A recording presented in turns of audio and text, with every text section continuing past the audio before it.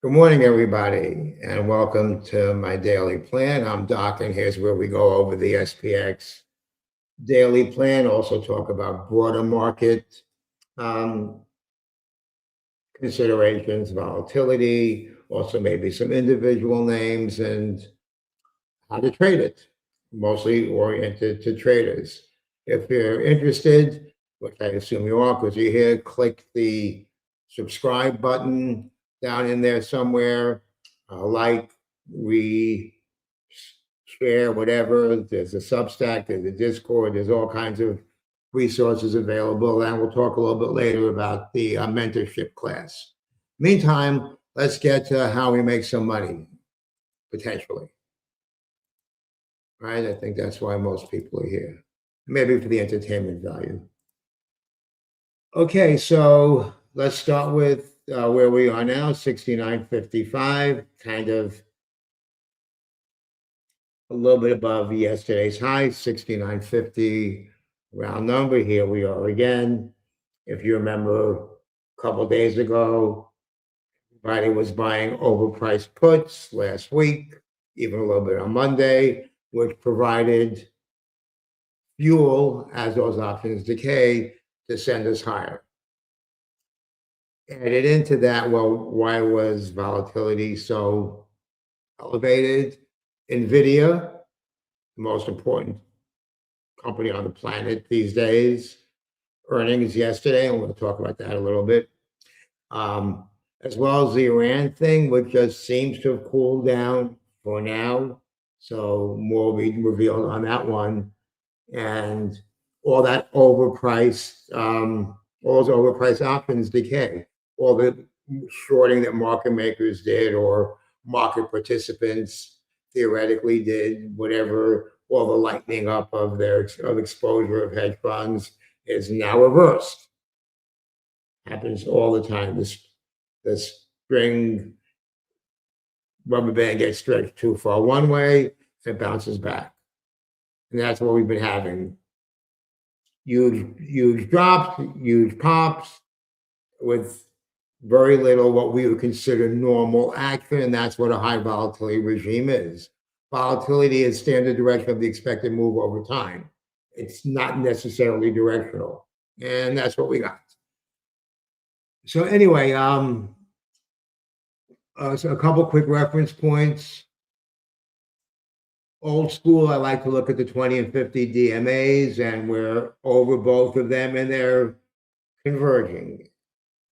And we spoke about that. I've been talking about that for a while. Right now, we're both of them. So that's one quick, easy reference point to keep in mind. NVIDIA earnings, unless you live under a rock somewhere, you know, the NVIDIA, or you don't follow the market. I think there might be people that do that, but you're probably not watching this if you're one of them. NVIDIA beat earnings, all that good stuff. Initially popped, and now it's basically flat. I did a bunch of trades, and we talked about how to take advantage of the overpriced skew based on some historical models that that some of our mods run. And yeah, also though, what happened was the NVIDIA risk came out of the chain. And so now we see VIX going down lower, the VIX 9-day even more so. And let's go to some narrative here. So we closed up 0.8. Low of the day was 69.15. Pretty much we opened green from that 68.90 gap and never stopped. VIX was down 8%. The VIX 9-day, which had been up more over the last few days or last weeks, is now down more. That near-term hedging of the VIX 9-day is coming out, which provides that little extra rocket fuel. The beat-up software, IGV Roadkill, was up 3%, leading the parade, where MAGS was up 1.5%, the MAG 7, roughly the same as QQQ. However, fast forward to last night with CRM crapping the bed, Salesforce and I think Snowflake too, whatever. Let's see how that, if that Sasquatch, get it, Sasquatch, the abominable snowman and Sasquatch, the stock's getting squashed. Let's see how that Sasquatch trades, or Saspocalypse. If how much of that it gives back, or if we're back in being roadkill again. After the bell, we know, okay, the action is more nice, already priced in. CRM, Snowflake, we talked about that, so we're going to watch IGV. We just had jobless claims. I didn't see any big reaction. We have a 7-year note, not a big deal. And we have the post-earnings reaction. No big names that I saw today after the bell. So let's talk about the levels and lines. What matters today? And for that, I'm going to switch to options depth, and they're going to be doing something with us in our mentorship class, a little bit on how to trade, a little bit on what's gamma, interactive discussion between me and the founder. And there'll be a module about that as well. So exciting stuff coming down the road. Nice clean boxes today. I don't know if this speaks to you, but this warms my heart. We've been seeing those fishbone patterns of red, green, back and forth, long, short, whatever. Today we kind of have a clean chart. 6950 to 60 to 7,000 extreme. Unlikely, but we just have to say it. 6990 more likely in the event that we just keep going nuts to the upside. So look at the box, 6950 to 7,000. Basic college calculus 101, actually it's the third semester, vector resolution. But you don't need calculus to see that the vector should resolve somewhere around here, 70, 75, where we have a long strike. So that would be your first upside target up here. Should we go there, we have a void. Once we get here, this pushes down. And again, if you want to learn how to do that, mentorship program link should be somewhere there. And we can tell you where that stuff is on the YouTube. Below 6950, we kind of have a little zone of positive gammas, sticky. And below that, we kind of have this void pretty much, because these are small 300 contracts. This is not going to do much. So below the 6950, 6945, what looks kind of like a at the money sold credit put spread, but there's also, I noticed some straddles there. 6,900, really nothing in the gamma world to stop it other than slow grind down, with 6880, 10 points below the gap. Probably somebody sold them yesterday right near the gap. Kind of like your extreme downside, not going to happen. Support, I'm going to first be looking to sell puts if I can get any juice down there. That's what I'll be looking, or over 7,000, probably, premium there. And I already looked at some flies, 50, 70, whatever, 75, however you want to do your fly up here, and maybe a downside fly if we break here, 40 something going down in this direction. Maybe a 25, a 30 something, whatever. Then you have to see how things play out. And that's the broad outline. Let's talk about the VIX decomposition index for a minute. And so what do we see? The VIX went down 8%. Okay, we know that. It's down more today. Mostly sticky strike. That's just repricing the vol surface. We walked into a cheaper volatility neighborhood because price went up. So also parallel shift, the price of vol in general, not just because of the neighborhood we're in. The price of beef at the stake joint also went down again. So we moved into a cheaper stake joint. We're back at Applebee's. We're not on the Upper East Side. And the price of beef keeps going down.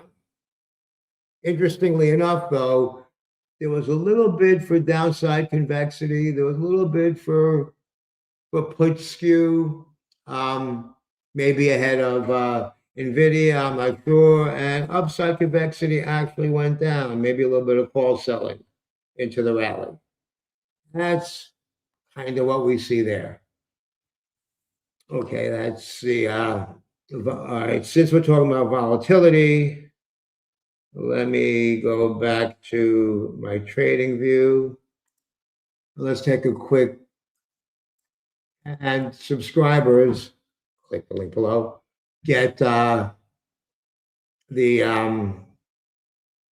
trading view string, and we have it for ES, SPY, and SPX, as well as the detailed roadmap, job zone, how it's expected to trade, whatever, et cetera, et cetera.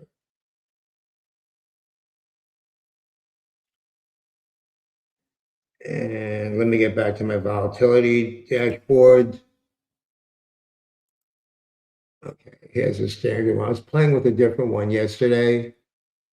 We'll talk about this later.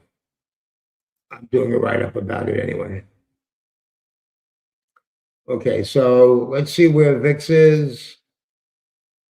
Something must be wrong with this. Hold on. I see. Hold on. I'm not at. Okay, that looks more like it. Okay, 17. So event risk is coming out 17.6. Now we have a normal difference between the VIX futures and the VIX. So now this is priced the way it should be. I actually was looking at a chart yesterday what the normal difference between them is, like a moving average. I think the 200-day moving average difference was about 1.6 or close to 2. So this is kind of in line. Remember, I've been saying, calling bullshit on VIX, where it was priced. VVIX, the demand for volatility for VIX futures, for VIX contracts, is going down. The whole thing is being repriced. Let's see if I have which one I have up here. Okay, so oh yeah, this is a different thing I was playing with last night. The VIX 9-day difference. VIX 9-day is a short-term fear, so there's a typical difference. Lately, they've been flat to even the VIX 9-day higher. So I just kind of wanted to see what the 200-day moving average of that difference is. It's around 1.8. Here it's been actually negative in backwardation, and you see that's where the lows are. So I guess another little toy I've been playing with. I don't have these exactly synced up time-wise. You can kind of see how they're synced up. I guess another little toy, and the difference is still not what it normally is, but it's kind of normalized somewhat. It should probably normalize today when the VIX 9-day trades. I also was playing with a few other VIX different dashboards. And I have a dispersion one, but we're not going to bore you with all that stuff. And that's it. You ready, Chewy? No, I'm not ready with my charts, but I will be soon. Almost done. Okay. Let's see what else we got here. It's just a regular VIX chart thing. I like putting the VIX on like that. It's just a simple Bollinger Band of the VIX. Also, I was looking at Macmillan has his trend of VIX indicator, and actually, let me let's talk about the trend of VIX. And so the trend of VIX indicator is basically a real simple 200-day moving average, 20-day moving average. When the 20-day moving average is above the 200, guess what? VIX is trending up. Danger signal. So I was playing with that, but that's not really telling us much. We kind of know that. So I was kind of looking at tweaking it a little bit, and I haven't really come up with anything brilliant yet. McMillan, the OG, the Options Bible. Now, my brother has a 21 MA crossover that works better. Maybe I'll try that. My brother Binkus 300 on Twitter. He has something that he did modeled off of that back in 25 years ago that he still uses, that I use sometime. I haven't used it lately. I might dust that one off. And let's go back into, I guess, a regular chart thing. Now let's take a peek at NVIDIA, right?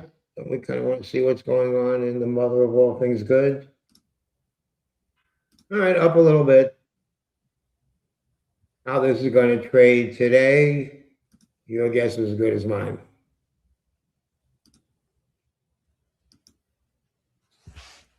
I think it was priced for, I don't remember the price of the move, 6% or something like that.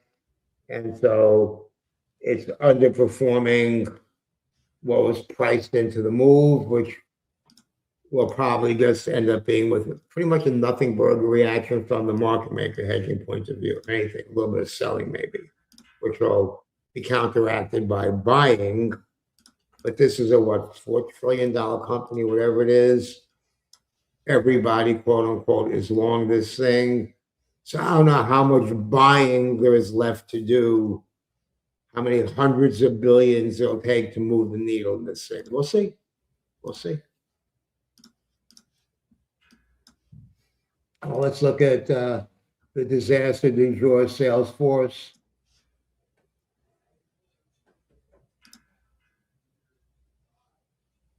$199 down to whatever it was, 181, now it's still at 188.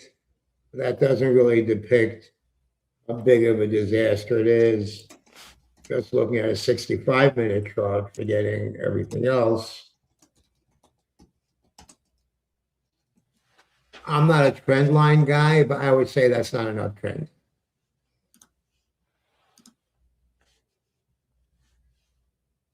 Now let's see how it spills over into the rest of the,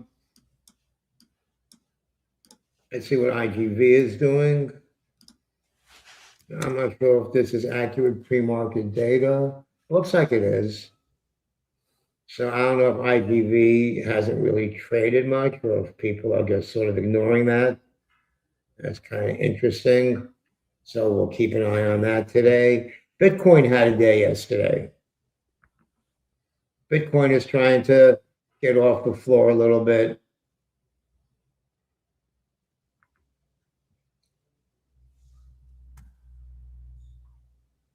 Let me see, over.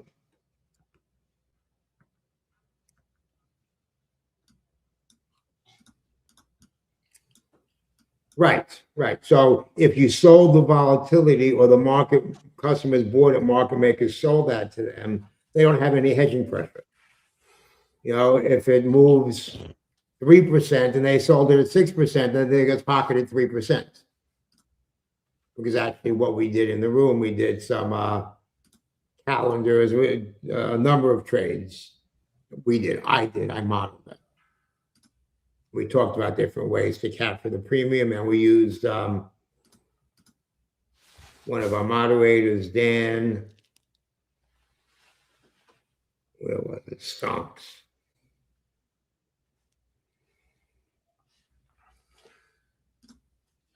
Doc, I'm going to use your chart today. My trading view is being whacked, so I need to restart my computer, but I can get into my okay, so you're saying what exactly?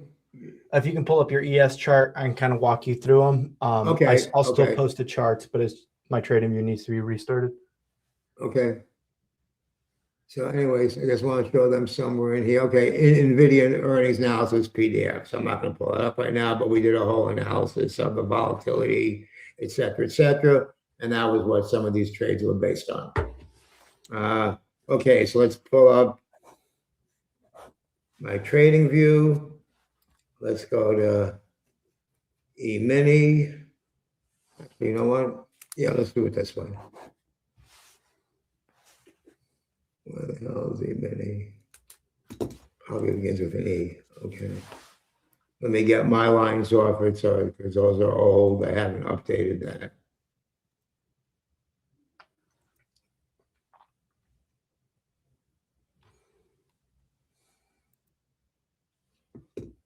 Okay. Okay. So right out the gate, I'm seeing a range of 69.91 all the way down to 69.30. So pretty big range. 69.91 over here. Go ahead, keep talking. I'm gonna draw some lines while you're talking. Sure, down to 9.10. It's a pretty big ass range. Yeah.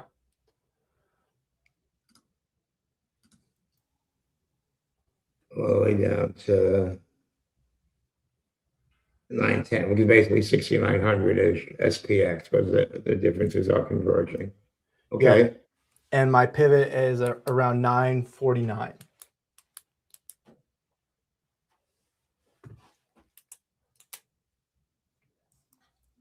Whoops, okay. Close enough. That one your pivot is right, kind of we're just a little bit above the pivot. Yes. We're about 20 points above the pivot. Wait, Mine's at 50. We're at 70. oh, we're at 70. Look at that shit. Okay. Okay.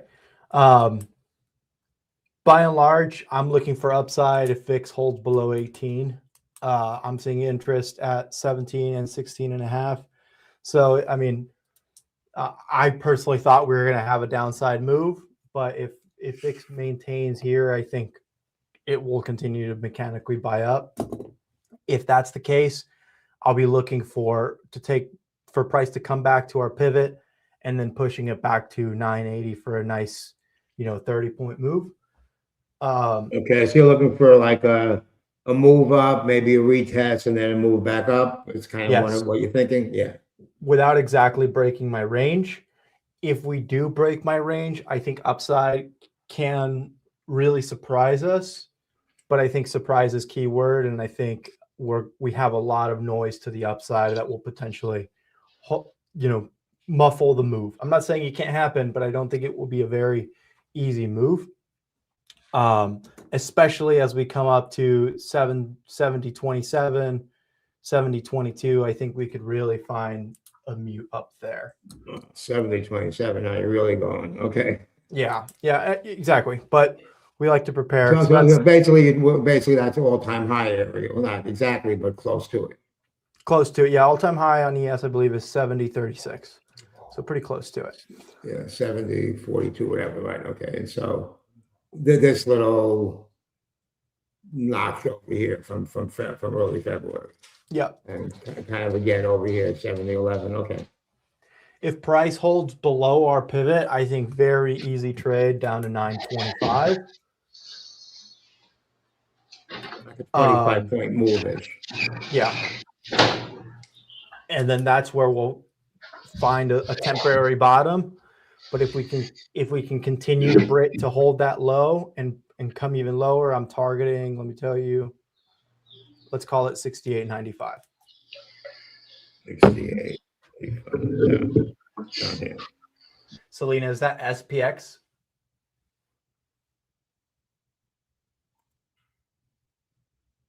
Hello there, Randall. Morning. Morning, Val. Yeah, okay, that's what I thought. Yeah, so we're kind of on the same page. VIX is just too low for me to really be bearish. Obviously, things can change, but we'll see. And obviously there isn't a direct correlation between VIX and SPX in the way that I'm speaking it, but by and large, I think that is the correlation. So that's my game plan. Pretty simple. Go ahead. Yeah, I was gonna say that makes sense. I mean, you're using VIX as a broad indicator, and as long as the VIX is down here with all the overpriced volatility that's been in the change short term, it's basically supportive fuel, short buyback, et cetera, et cetera. Mm-hmm. It's mechanical. I saw somebody wrote an article about like the market is overpriced here because of discounted cash flow of earnings a million years in the future. I'm like, yeah, maybe. But right now we have a vol crush rally started yesterday, and it's got nothing to do with valuation. Right. But whatever. I was going to make a snarky comment, but I held my glad you bit so your to tongue. speak. Right. Just, okay, fine. Yeah, so pretty simple game plan. We'll try obviously to trade the edges back down to pivot. That's usually my trading style. But if the trend looks strong and VIX doesn't look like it's ticking down, like I said, I'm targeting that 7,027 area. Today? Yeah, I could definitely see that today. Wow. I just see way too much interest at 16.5 on VIX, and I think that's going to bring down the VIX. So bearish on the VIX today. Let's take, now that you said that, I got to take another look at, let's take a peek at the VIX, options positioning. Let's take a peek.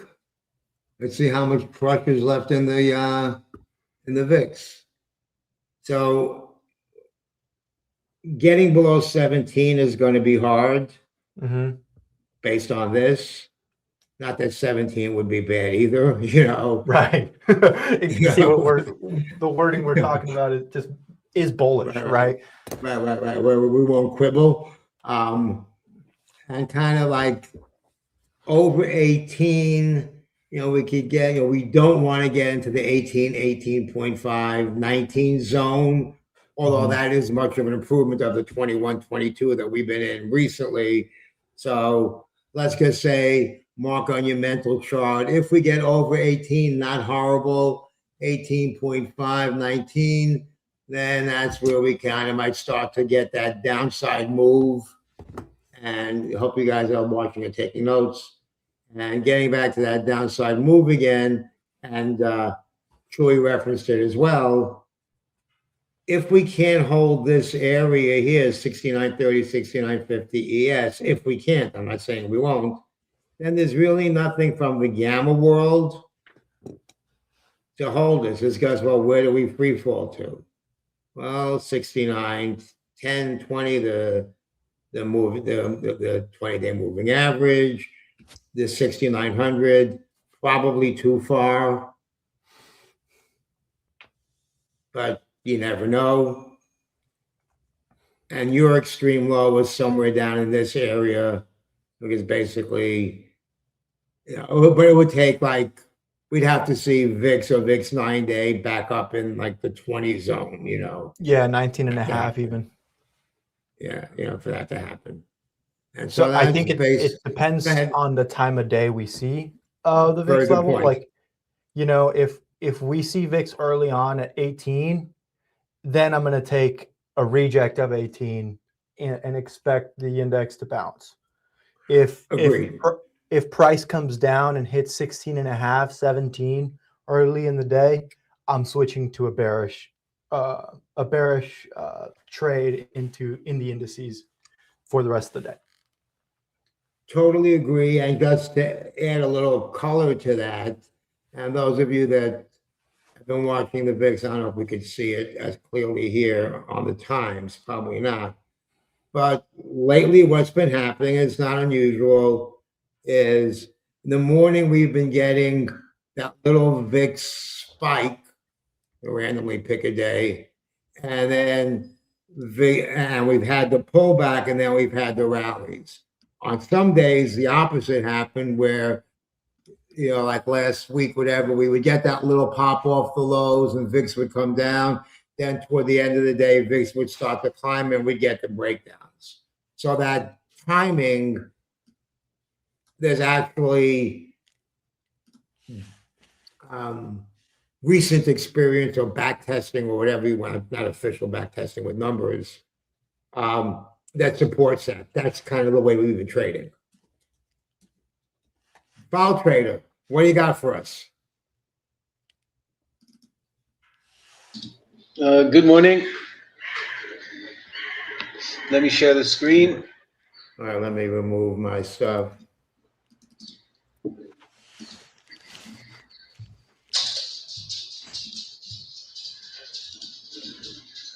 Okay, I'm ready here. Okay. Okay.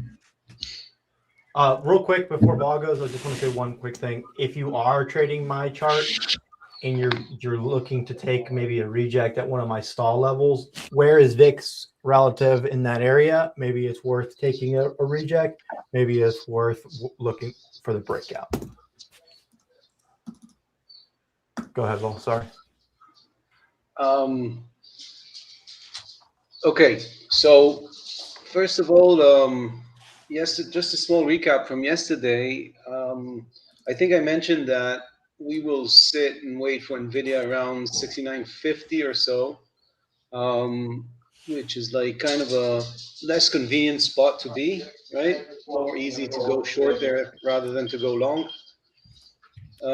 We spiked overnight, and going through the candy wrap model, for me, it's like a clear short signal, which is what I did just after like half an hour or so after NVIDIA reported, and you got that large spike. Now, this is true for today also, but you don't have NVIDIA. So any breach to the upside will be counter trended either into tomorrow through the Globex or right intraday. I'll go over the specific levels for today.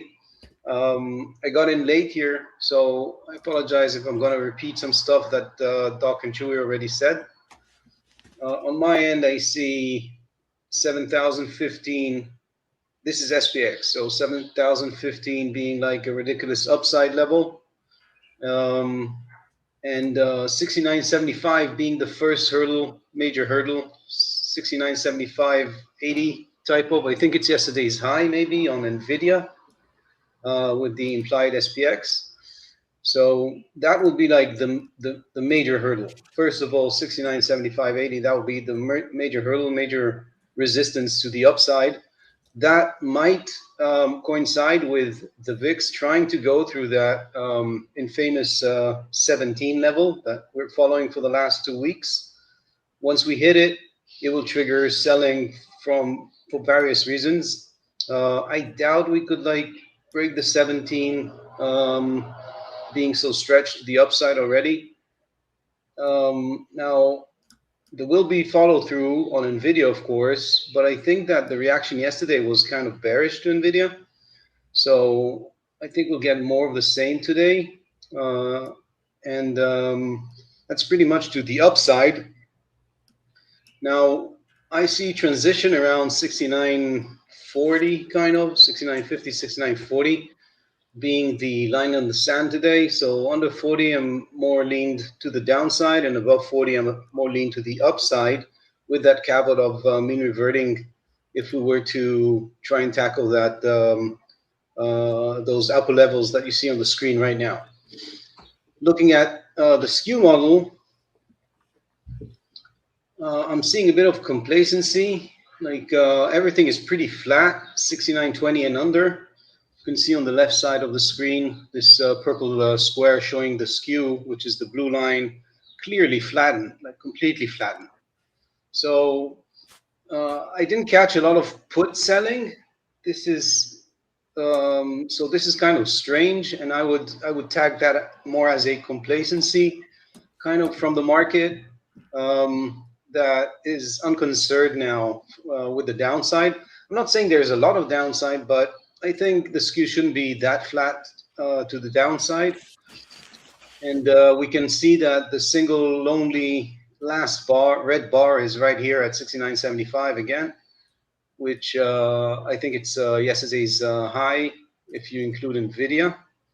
So that level again pops up here with a clear island here at 7,000. Those large green, that large green bar, which are call positions against the skew here at the trough of the skew. Now, looking at the candy bar for today, like that is pretty compressed on 7,000. Like it's like a gates closed type of message from that model. But interesting to see that finally we see compression on both sides. I don't know who's following, but this model was pretty open to the downside for the last week or so, and now it's back to kind of normal. But today it's even more compressed at 7,000 than it was yesterday. So again, I'm seeing strong resistance to the upside, starting from 69.75 all the way to 7,000 on the SPX. I will be looking to short those levels, and I'll try to time it as VIX tries to tackle 17. Obviously, I won't do nothing automatically, but that's kind of my sweet spot. So the SPX trying to go up, SPX and VIX trying to go 17. That will be like sweet spot in my eyes, timing wise. Finally, the mean reversion model today doesn't have any mean reversion potential if we drop. Everything is negative from 69.50 and under. So there's nothing like indicating, like there was the whole week, that they would buy the dips, and they did buy the dips the whole week. But today it doesn't exist. And this contradicts the flattening of the skew, and that's why I call it a bit of complacency. Now, the largest single level today in this model is this 69.75 again, with the value of the model like falling under the chart itself. And then obviously everything becomes nice and rosy if we were to take out the 7,000 SPX and upwards, which I don't think is the case today. And again, I think they'll be selling these rallies. If we were to close above 7,000, I'll just go short into tomorrow. That's how I see it. Good luck to all.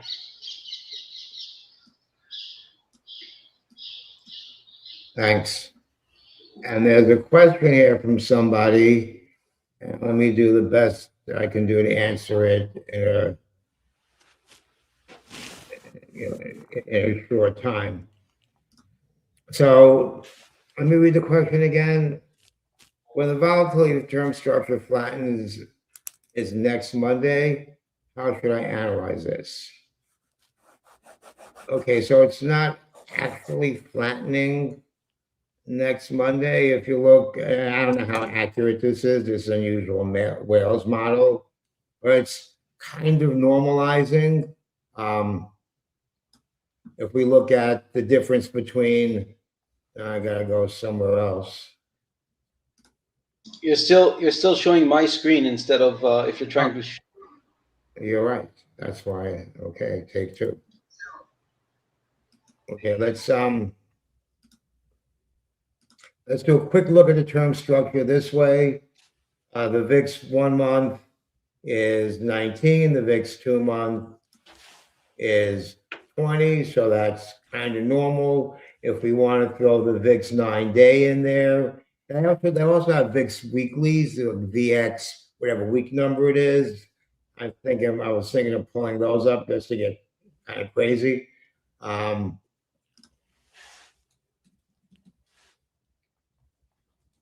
But I see us kind of normalizing already. I see the VIX term structure as soon as we snap back today with VIX 9-day going to be wherever it's going to be. Let's just say it's going to be 16 with 30-day VIX at 17 and change, et cetera, then that's kind of normalizing out. So what are you looking at when you say it flattens next Monday? So I might not be seeing exactly what you're looking at. Sometimes it's hard to explain these things on a, like few words typing something. Maybe he's looking at VIX Central or something like that. Has a different chart. It could be.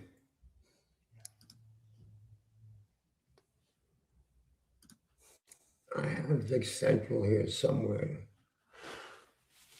Alrighty, everybody, I got to bounce, but I'll Okay. see you guys in the server, and I'll be posting the cheat sheet in there. Actually, I already did. So, any Good luck, questions, always feel free Chewy. to Bye-bye. reach out. You as well, man. Bye-bye. Let's look at VIX Central real quick.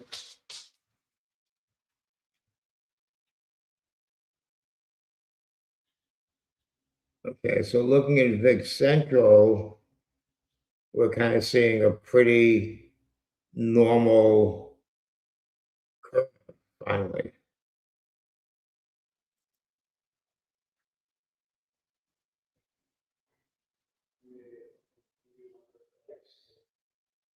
Oppenheimer. I actually have an account with them. Have good research.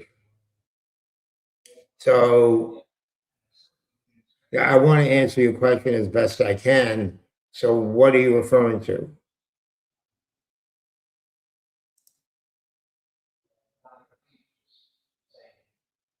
That's okay, no problem. The IV term, that's okay, no problem. A lot of times the terminology gets mushed together.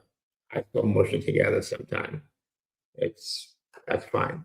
The IV term structure of SPXW.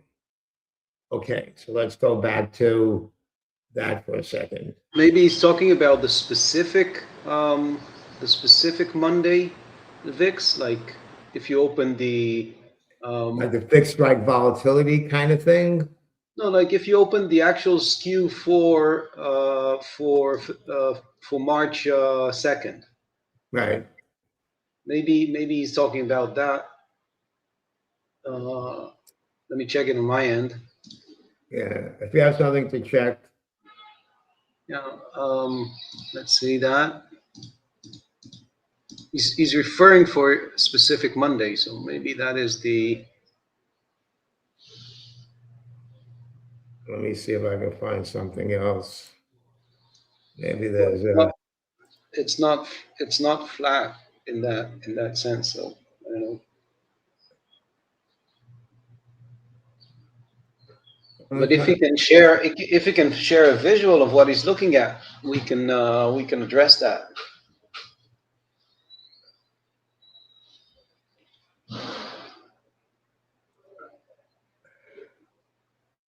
Okay, and if I'm just going to try one more thing.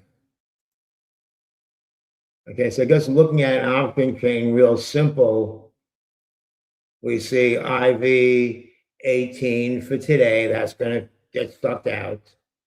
Now we see 13 for, where's Friday? No, 18 for Friday, 24 for today. That's going to get sucked out. That's going to get sucked out. Now we see the normal Friday to Monday difference, which is an underestimate. And then we kind of go into a normal regime of 14, 15, 16. Now suddenly scanning the IVs looks normal. Now, if you're referring to the fact that a lot of these options were bought overpriced a couple of days ago, and that volatility is going to come out of the chain, that'll come out probably today, tomorrow. That tailwind, that mechanical tailwind should be gone. Yeah, that Vanna effect probably, yeah. Yeah, the Vanna effect, right, should be gone. You know, still going to be hanging around for a day or two probably. But that should, you know, that those gas fumes, a lot of them were used up yesterday. Some more might be used up a little bit today. But we saw when we looked at the VIX decomp index, I don't know if you were watching, that yesterday, even though VIX was going down, there was a tiny, tiny bit for downside convexity, nothing to get. Talk about tiny. Yeah, tiny. Well, you know, a little, Yeah. you know, yeah, tiny. Yeah, I mean the VIX, from a convexity perspective, those equal numbers to the upside and downside shows that the shape and structure of the VIX remains, but the whole Right. VIX just dropped a bit, Right. right? So I was talking about that before, so I'll just give a quick recap. So sticky strike is the whole structure. You know, VIX, you know, everything moved, so everything moved with it. You know, we changed neighborhoods. We changed neighborhoods from a fancy restaurant where to just different pricing in a different neighborhood because of where SPX moved. The parallel shift is the price of volatility itself. How much are we paying for beef at our restaurant? And the price of beef went down too. So price of volatility went down, and the whole structure shifted just based on where SPX went. Those are the two big things that moved, and the rest of it's not much, you know. Yeah, we need to Yeah, it's do got that deep dive. We need to do that deep dive into the VIX and skew and all that. We can do it around the market making thing. yeah, Once you schedule it, we can go over VIX. VIX can go up and down, but also can roll like a seesaw left and right. So those are like the multi dimensions of the VIX. And for example, when I say flattening, I mean that it tilts a bit to the left rather than tilts to the right with the same pivot, in this case around 7,000, where the trough is. So if you had a day over day here showing that the put wing is lower a bit compared to yesterday, and the call wing is a bit higher compared to yesterday, even though the trough remains, that would be like a flattening skew. But this is not the case. Well, at least not here, not in what you're showing. I thought there might be a connection between the VIX W expiries next Tuesday. that's what he was Okay. talking about. Yeah. So this is like specifically on the VIX expiration, yeah? But it's not a Tuesday, or is it? Well, it's Tuesday is the last trading day. Wednesday is the Oh, expiration. okay, yeah. The opening price of Wednesday. Right. The SOQ price, and then VRO gives us the actual settlement price. Well, we'll try to address that when Doc schedules the specific uh, the specific podcast for the skew. But I'm not seeing exactly what this gentleman is referring to. But it doesn't mean he's wrong. I can't find exactly what Right. There's he's. so many different wrinkles to look at. Yeah, exactly. And actually, I was actually tweaking the module for my volatility thing in the mentorship program, adding some more nuance about the VIX futures versus the VIX and how it's priced. I actually have a little bit about the weeklies because of the weekly roll and how institutions hedge the weekly roll, which goes into that. And that's what I was talking about. They have the VX52, whatever week this is. And I don't know if I can find it real quick on Thinkorswim. You guys are dragging me into the weeds here.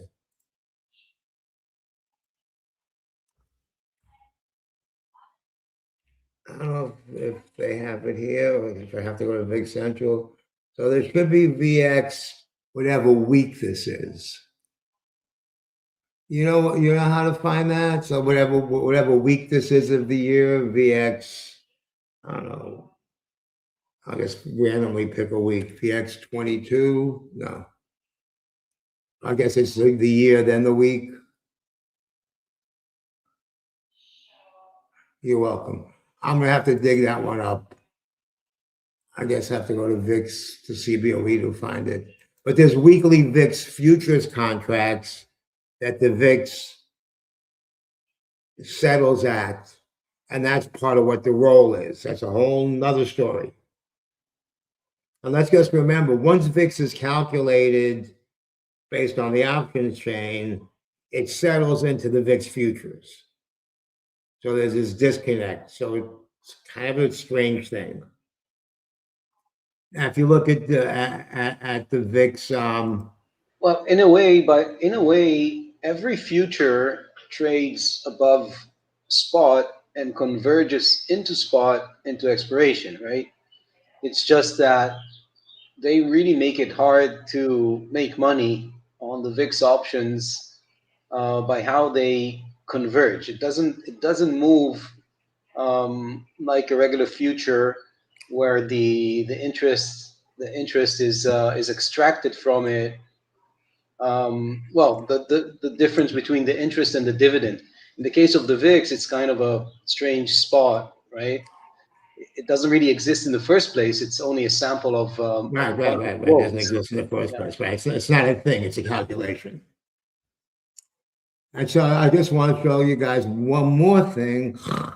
I know, Doc, you're talking a lot today. Okay, so VIX is at 17, whatever, 0.6, let's just say, and the VIX futures are at 19. So wait a minute. 17.5 is where VIX is, so that could be a 50 delta, right? Wrong, it's a 74 delta. Why? Because the deltas are priced off of the VIX futures, not the VIX. So at the money, VIX is the VIX future. So at the money, VIX is this, not this. So when you're trading VIX options, you have to keep that in mind. I actually have a little added thing about a kind of hedge, buying in the money VIX futures, VIX calls, maybe a fly or a debit spread, whatever, buy the in the money, sell the at the money, or a little higher than at the money, and buy SPY calls, because one is going to be right or the other, 2-to-1 ratio. That's kind of a hedge trick. And, I'm playing with that too. I just keep playing with stuff. Okay. Anyway, thank you for saying that. That warms my heart. I'm not just kidding. I like to teach. I like to try to pay it forward. I'm an OG, so hopefully this helps some of you people. Okay, like, retweet, whatever, subscribe, links somewhere, mentorship class course. There'll be more information about that coming up. $499 for the first 10 people beta. You have to already be a subscriber. If you're not already a subscriber to Options Gelt, there's a link through there somewhere that for $9.99 you can get a year subscriptions to Options Gelt, which is my service, and the Discord server, all that, and the mentorship class, all in one for $9.99. I think it's a bargain, to tell you the truth, because $9.99 is really what the annual subscription typically list price is. Only 10 beta people. After that's cut off. So anyway, thanks everybody. Let's make some money. Good luck. Goodbye.